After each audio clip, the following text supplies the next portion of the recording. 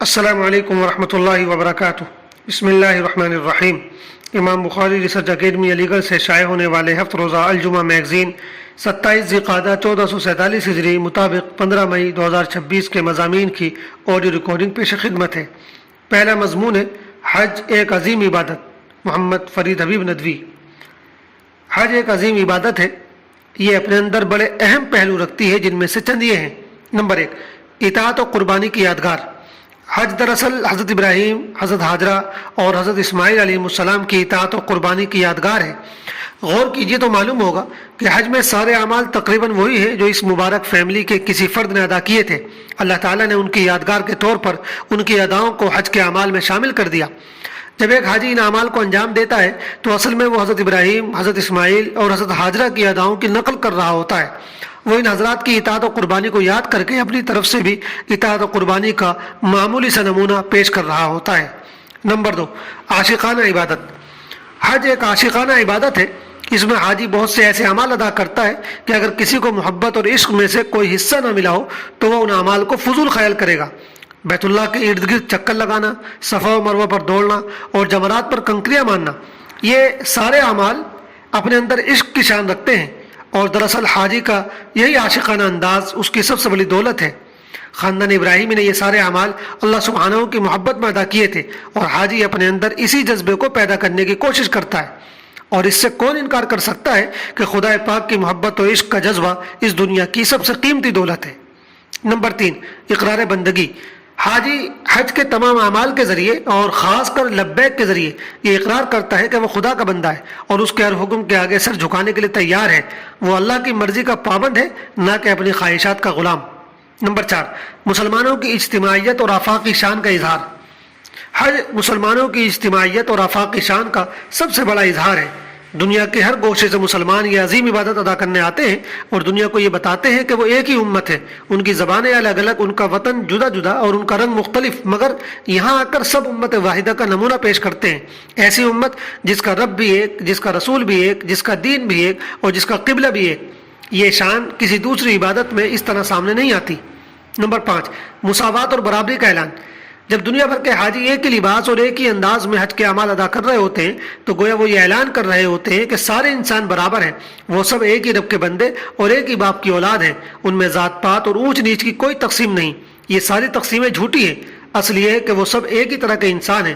اگر ان میں کوئی فرق ہے تو وہ صرف اس اعتبار سے ہے کہ کون اپنے رب کا زیادہ فرما بردار ہے اور کس میں زیادہ انسانیت ہے۔ نمبر 6، جھوٹی شان کا انکار۔ سارے حاجی ایک ہی لباس میں اور ایک ہی انداز میں نظر آتے ہیں اور اس طرح ہر قسم کی جھوٹی شان سے برات ظاہر کرتے ہیں۔ آج وہ بادشاہ، وزیر، ڈاکٹر، شیخ الحدیث اور اس طرح کی نسبتوں کے ساتھ حاضر نہیں ہوتے، بلکہ وہ سب آج صرف ایک ہی نسبت رکھتے ہیں اور اسی پر فخر کرتے ہیں، اور وہ ہے رب العالمین کی بندگی کی نسبت۔ آج وہ سب بندے ہیں اور بندے بن کر آئے ہیں۔ یہاں آنے سے پہلے اگر ان کے دماغوں میں اپنی جھوٹی شان کا کوئی شائبہ تھا بھی تو وہ آج ختم ہو جانا چاہیے۔ نمبر 7، روحانی، مالی اور بدنی عبادت۔ حج ایک ایسی عبادت ہے جس میں عبادت کی تینوں قسمیں روحانی، مالی اور بدنی بیک وقت جمع ہو جاتی ہیں۔ اس میں روحانیت اور عشق بھی ہے، اس میں بدن بھی استعمال ہوتا ہے اور اس میں مال بھی خرچ ہوتا ہے۔ اس کے علاوہ کسی دوسری عبادت کو یہ خصوصیت حاصل نہیں۔ الغرض حج ایک عظیم عبادت ہے۔ اگر کوئی شخص صحیح طریقے سے یہ عبادت ادا کر لے تو وہ گناہوں سے ایسے پاک ہو جاتا ہے جیسے آج ہی پیدا ہوا ہو، اور ایسے شخص کا بدلہ جنت کے سوا کچھ نہیں۔ اللہ تعالی ہم سب کے لیے بھی حج مقدر فرمائے، آمین۔ دوسرا مضمون ہے اخلاق کے 3 درجے، محمد فرید حبیب ندوی۔ اسلام نے ہمیں اچھے اخلاق کی تعلیم دی ہے۔ اچھے اخلاق کا مطلب یہ ہے کہ انسان کا دل برے جذبات، گندے خیالات اور بری صفات سے پاک ہو، اس کے اندر بغض، نفرت، حسد، کینہ، بخل اور بزدلی جیسے اوصاف نہ ہوں۔ اسی طرح وہ دوسروں کے ساتھ اچھا سلوک کرے۔ عام طور پر ہم صرف دوسرے پہلو کو اچھے اخلاق سے جوڑتے ہیں، جبکہ اسلام کی نظر میں پہلی صورت بھی اخلاق میں داخل ہے۔ یہ جو دوسرا پہلو ہے یعنی اچھا سلوک اور عمدہ برتاؤ، اس کے 3 درجے ہیں۔ نمبر 1، پہلا درجہ یہ ہے کہ ایک مسلمان سے کسی دوسرے شخص کو کسی طرح کی کوئی تکلیف نہ پہنچے۔ اسی کو ایک حدیث میں نبی کریم صلی اللہ علیہ وسلم نے اس طرح بیان کیا ہے، مسلمان وہ ہے جس کی زبان اور ہاتھ سے دوسرے انسان محفوظ رہے۔ عام طور پر ہم یہ سمجھتے ہیں کہ اس حدیث میں اسلام کا اعلیٰ درجہ بیان کیا گیا ہے اور وہ شخص اونچے درجے کا مسلمان ہے جس سے دوسرے لوگ محفوظ رہیں۔ حالانکہ اس حدیث میں اسلام کے ادنا درجے کا ذکر ہے، یعنی ایک مسلمان کا سب سے کمتر درجہ یہ ہے کہ وہ دوسروں کے لیے باعث تکلیف نہ ہو، دوسرے اس کی وجہ سے کسی ٹینشن یا پریشانی میں مبتلا نہ رہیں۔ اسلام کا اعلیٰ درجہ تو بہت آگے کی چیز ہے جو تیسرے نمبر پر آ رہا ہے۔ نمبر 2، دوسرا درجہ یہ ہے کہ اگر ایک مسلمان کو اس کا کوئی دوست، عزیز، رشتہ دار یا کوئی بھی دوسرا شخص تکلیف پہنچائے، اس کے ساتھ بدتمیزی کرے یا اسے برا بھلا کہے تو وہ اس کو معاف کر دے۔ معاف کرنے کی بڑی فضیلت بیان کی گئی ہے، اور ایک مسلمان کو اگرچہ اس بات کی اجازت دی گئی ہے کہ وہ اپنے ساتھ کی گئی زیادتی کا برابر بدلہ لے لے، لیکن اسے ترغیب اس بات کی دی گئی ہے کہ وہ معاف کر دے۔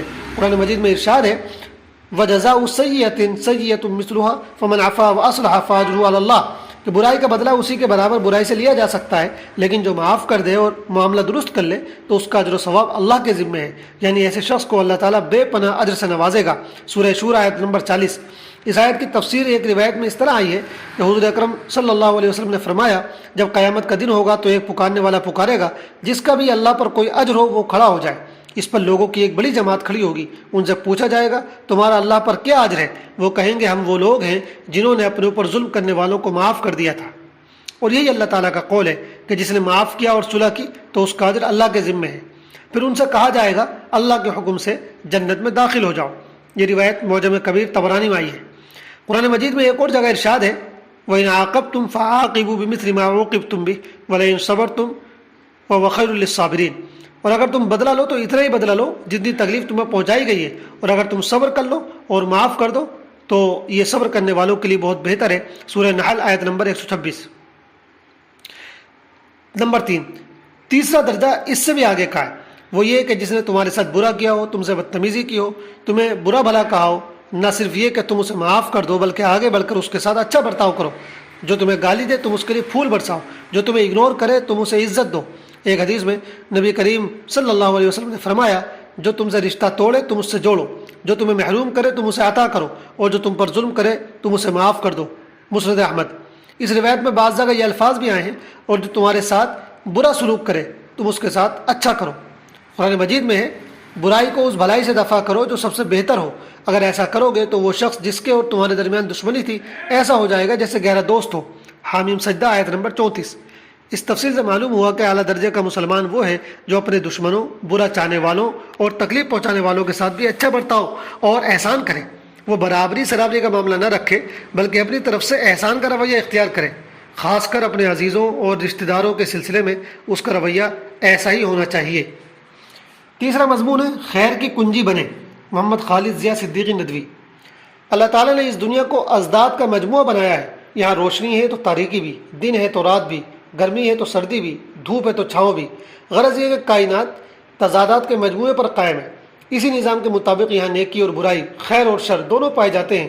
اللہ کے نبی صلی اللہ علیہ وسلم نے اپنی ایک حدیث مبارکہ میں انسانوں کو ان کی صفات کے لحاظ سے دو بڑے گروہوں میں تقسیم کیا ہے۔ آپ نے فرمایا بعض لوگ خیر کی کنجیاں اور شر کے تالے ہوتے ہیں اور بعض لوگ شر کی کنجیاں اور خیر کے تالے ہوتے ہیں۔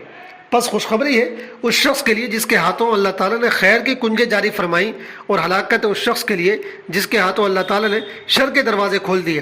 سورہ ابن ماجہ حدیث نمبر 237۔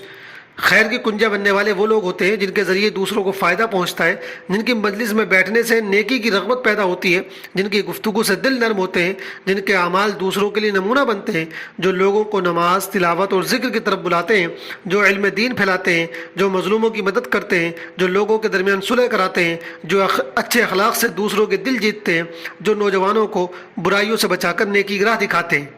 اس کے برخلاف شر کی کنجیں بننے والے لوگ وہ ہوتے ہیں جن کے ذریعے گناہ اور فساد پھیلتا ہے، جن کی صحبت انسان کو دین سے دور کرتی ہے، جو جھوٹ، غیبت اور فتنہ پھیلاتے ہیں، جو بے حیائی اور گناہوں کی ترغیب دیتے ہیں، جو نوجوانوں کو غلط راستے پر لگاتے ہیں، جو فحاشی اور نفرت پھیلاتے ہیں، جو لوگوں کو دین سے بدزن کرتے ہیں۔ ایسے لوگ بظاہر معمولی کام کرتے ہیں مگر ان کے اثرات پورے معاشرے پر پڑتے ہیں۔ ایک غلط مشورہ اور ایک گمراہ کن پوسٹ کئی لوگوں کی زندگی خراب کر سکتی ہے۔ آج سوشل میڈیا کے دور میں ہر شخص ایک مؤثر ذریعہ بن چکا ہے۔ اب انسان صرف اپنی ذات تک محدود نہیں رہا بلکہ اس کی باتیں سینکڑوں بلکہ ہزاروں لوگوں تک پہنچتی ہیں۔ اس لیے ہر مسلمان کو سوچنا چاہیے کہ اس کی زبان سے خیر پھیل رہی ہے یا شر، اس کی پوسٹ لوگوں کو نیکی کی طرف لے جاتی ہے یا گناہ کی طرف، اس کی صحبت دوسروں کے ایمان کو مضبوط کرتی ہے یا کمزور۔ یہ حدیث ہمیں یاد دلاتی ہے کہ ایک مسلمان صرف اپنے لیے نہیں جیتا بلکہ وہ دوسروں کا بھی خیر خواہ ہوتا ہے۔ کتنے خوش نصیب ہیں وہ لوگ جو دوسروں کے لیے ہدایت، خیر اور رحمت کا ذریعہ بنتے ہیں، اور کتنے بد نصیب ہیں وہ لوگ جو فتنے، گناہ اور فساد کا سبب بنتے ہیں۔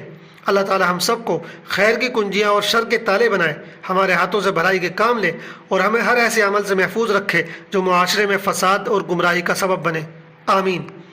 چوتھا اور آخری مضمون ہے مسائل۔ طواف کے بعد 2 رکعت پڑھنا واجب ہے۔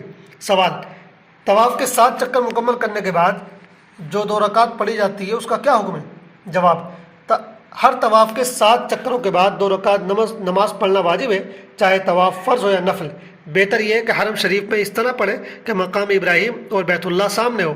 اگر وہاں جگہ نہ ملے تو پوری مسجد الحرام میں کہیں بھی پڑھ سکتے ہیں۔ دارالافتاء بنور العون۔ والسلام علیکم ورحمۃ اللہ وبرکاتہ۔